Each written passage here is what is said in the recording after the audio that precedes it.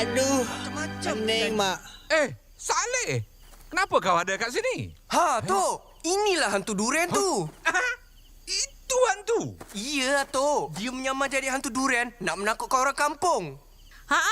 Dia ni sebenarnya. Kena denda. Betul-betul.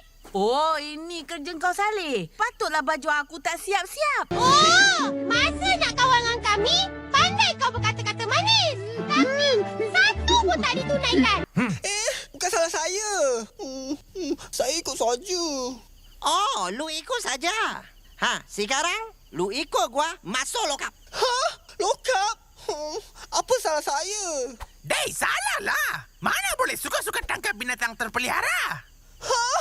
Saya tak tahu. Saya ikut Pak main dengan Sing. Kau memang tak boleh dipercayai. Pak Mail dengan Sing. Siapa dia orang tu? Pandai-pandai nak buat kecoh kat kampung ni. Sekarang lu ikut.